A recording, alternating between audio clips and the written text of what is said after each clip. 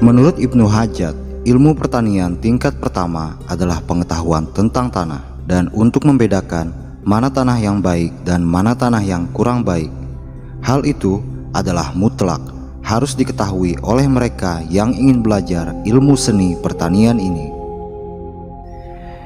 Imam Al-Rash pernah menulis dalam karyanya yang berjudul Auskultasi Fisik, bahkan bebatuan pun dapat berubah menjadi lumpur akibat matahari dan hujan, karena keduanya, matahari dan hujan, memiliki kemampuan mengeringkan dan melarutkan bagian-bagian benda.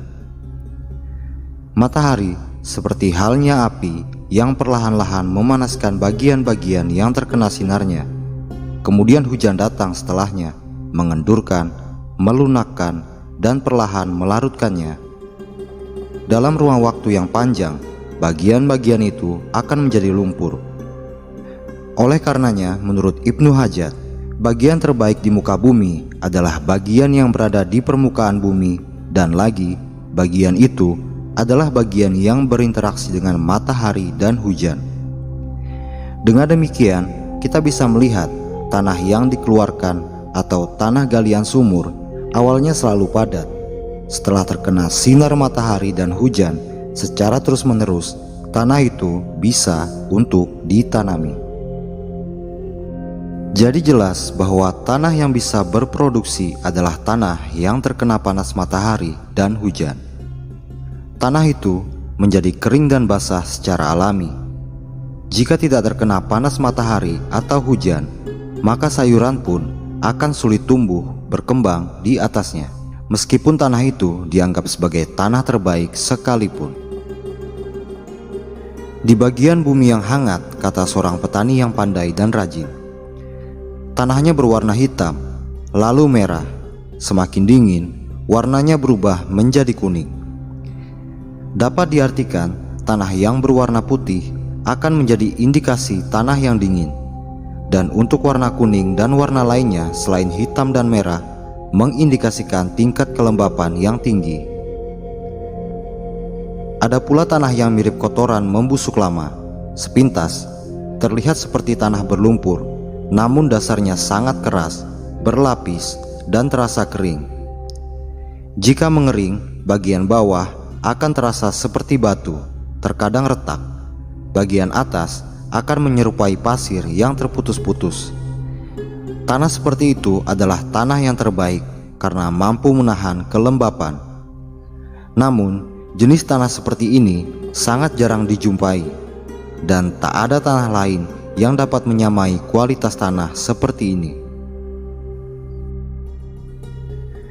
Selain tanah di atas, Abu Hanifah, seorang penulis buku tentang perkebunan, menulis dalam karyanya, terdapat tanah yang polos, lembut, dan sedikit berpasir, bukan arti pasir yang sebenarnya.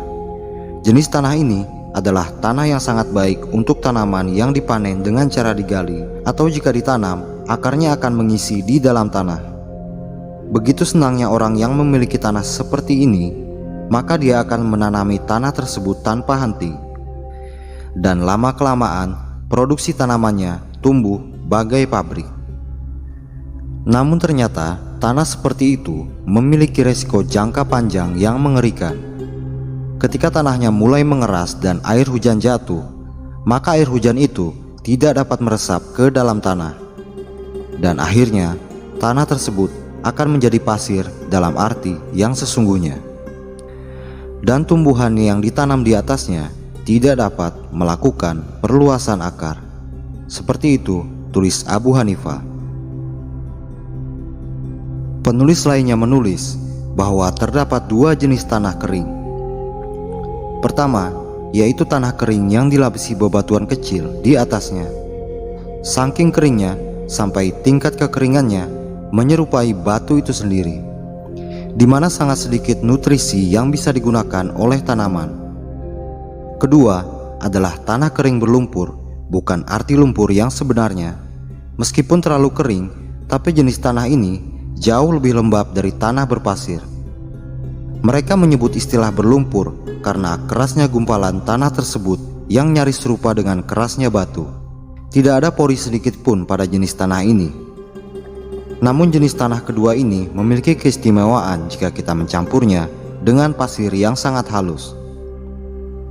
Manfaat dan keistimewaan pencampuran tersebut adalah karena dapat memperluas perakaran tanaman dan meresap serta mengikat air. Jenis tanah ini banyak terdapat di Mesopotamia.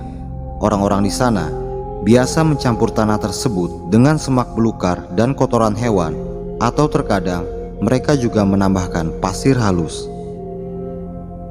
Tentang kekeringan dan kelembaban, tanah memiliki sinyal yang paten.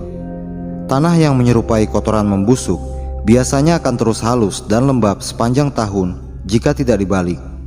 Sementara tanah yang memiliki komposisi lendir dan pasir halus seperti di Mesopotamia, jika terjadi panas yang kering, maka bagian-bagiannya akan mengikat atau menyatu, menghasilkan lempung berpasir yang dapat menahan basah karena teksturnya yang cukup lunak.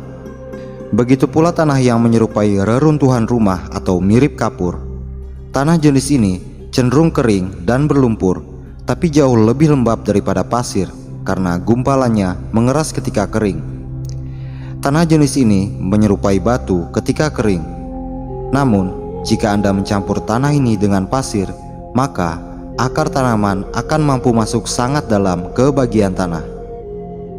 Jika kita melihat tanah dengan cermat, kata Sidagos, maka yang dibutuhkan adalah mereka harus selalu lembab dan kaya nutrisi. Meskipun terkadang matahari dan udara panas juga dapat memberikan keuntungan tersendiri. Jadi, yang dibutuhkan adalah tanah yang mirip daging empuk. Namun menurut Sidagos, tak ada tanah yang lebih baik dari kualitas tanah yang memiliki jaringan akar membusuk di dalamnya. Begitu pernyataan Sidagos yang dikutip dari buku Ibnu Hajjaj. Dikutip dari perjanjian khusus tentang tanah antara Jun, Cassiano, Demokritus, dan Kastos. Dalam otoritas pertama ditulis, tanah terbaik adalah tanah hitam yang semakin pekat saat terkena hujan dan diikuti dengan warna ungu. Menurut Ibnu Hajjaj, warna ungu ini sama dengan perpaduan antara warna laut merah dan tanah coklat. Warna seperti itu adalah ujung atau jumlah kebaikan di bumi. Jika pohon-pohon tumbuh di atasnya, maka Anda akan melihat pemandangan yang menakjubkan. Jun secara pribadi berpendapat bahwa itu adalah dataran terbaik di muka bumi. Demokritus pernah mengatakan dalam salah satu literatur, tanah yang dapat meminum semua air hujan tanpa ada sedikit pun retakan di atasnya adalah salah satu tanah yang terbaik. Tanah itu tak akan retak bahkan saat cuaca sangat kering sekalipun. Tanah yang dimaksud oleh Demokritus adalah tanah yang memiliki banyak sisa-sisa akar tumbuhan di dalamnya, yaitu tanah yang tidak pernah dibalik atau dibajak. Ibnu Hajjaj menambahkan agar tanah seperti ini tidak dibajak agar tidak menjadi lumpur atau mengeras. Demokritus juga mengatakan bahwa tanah tak boleh dibiarkan rapuh atau terlalu gembur. Meskipun jika melihat jauh di batas kota Carmona di mana gandum dapat tumbuh baik di tanah yang digemburkan, akan tetapi kita menginginkan bukan tanah sekali pakai seperti itu. Jika Anda memperhatikan semua syarat-syarat tanah, maka kesempurnaan pertanian akan dijumpai. Dan tanah yang rapuh atau gembur itu bukanlah kesempurnaan mutlak. Mungkin bagus untuk gandum, tapi ada banyak benih yang bisa ditanam selain daripada gandum. Dan lagi, gandum itu akan lebih baik jika dikembangkan di tanah hitam nan kenyal mirip kotoran lama. Bahkan anak keturunan Anda dan anak-anak dari anak keturunan Anda masih bisa menikmati kesuburan dari tanah hitam itu selama mereka tidak memecah-mecah atau membajak tanah itu. Itulah pertanian yang berkualitas yang bisa diwariskan. Ibnu Hajjaj juga menegaskan pada bagian ini, jangan melakukan penaburan atau penanaman tanaman tertentu saja. Taburkan juga tanaman yang lainnya. Setelah panen, biarkan rumput-rumput tumbuh, maka panen-panen berikutnya akan berlipat ganda dengan izin Allah. Menurut Kastos, tanah terbaik adalah tanah tinggi yang mampu meminum banyak air hujan dan subur. Tanah ini dikhususkan untuk tanaman sayuran dengan kriteria tanah tidak boleh berwarna terlalu putih, tidak bertekstur terlalu kasar, atau tidak terlalu rapuh saat musim panas. Alasannya adalah tanah seperti ini mudah dipadatkan saat masuk musim dingin dan tidak mudah kering saat musim panas. Tanah ini juga cocok untuk kebun, terutama jika dicampurkan kotoran hewan dengan perbandingan sama. Meskipun agak sedikit retak-retak saat memasuki musim panas, namun dengan mencampurkan pasir ke dalamnya, dia tetap bisa menumbuhkan tanaman dengan baik saat keadaan kering, karena akan menghasilkan endapan lumpur yang akan memberi makan tanaman. Jika Anda menyiramkan air saat musim kering, maka semakin banyak endapan lumpur yang terbentuk. Anda tahu, sayuran sangat menyukai kondisi tersebut. Tapi jika Anda menambahkan terlalu banyak pasir, maka tekstur tanah akan berubah menjadi tanah liat. Anda akan menjumpai tanah yang seperti lilin atau sangat lengket. Menurut Cassiano, lahan untuk sayuran harus kuat, tidak mudah longsor, tidak kasar, tidak terlalu kental, dan tidak rusak karena panas. Sementara Ibnu Hajjaj menerangkan, petani cenderung memilih tanah yang kasar dan menjadi seperti lumpur saat terkena hujan. Tanah seperti itu kurang cocok untuk tanaman sayuran, tapi lebih cocok untuk menumbuhkan pohon buah.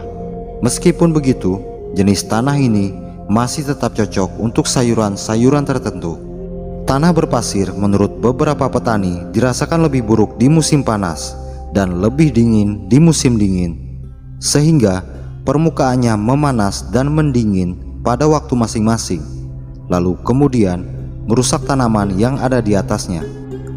Menurut Galen, dalam bukunya Obat-obatan Sederhana Yunani, jika tanah yang baik terdiri dari lumpur yang tipis dan sangat lembut saat digeladak, sementara tanah dengan kualitas berlawanan hanya baik untuk membuat tembikar atau mangkuk.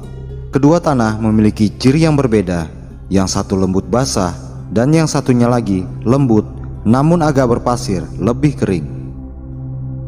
Galen juga menjelaskan bahwa petani cenderung lebih memilih tanah yang subur dan jauh dari sifat batu atau pasir, karena tanah berbatu biasanya cenderung gersang dan tidak baik untuk apapun. Dia juga mengatakan bahwa tanah yang baik untuk tanaman adalah tanah yang tebal dan tidak dipecah-pecah. Ibnu Hajjaj mencoba mencari tahu dalam buku-buku yang dibacanya bagaimana cara mengetahui sifat dataran tinggi dan sifat dataran rendah. Dia mengatakan jika gunung lebih dingin dan lebih kering dibandingkan tanah datar, tanah yang terlalu kering ini biasanya lebih banyak mengandung batu atau berdebu dan keras seperti batu. Menurut Tabet Eb Korah, tanah di bukit sangatlah rawan terutama saat musim hujan. Sementara di dataran rendah, terutama di padang rumput, di mana tersedia pasokan air yang cukup, kualitas tanahnya sangat bagus. Ditambah lagi, terdapat banyak sisa-sisa hasil fermentasi rerumputan yang memberikan nilai lebih bagi tanah tersebut.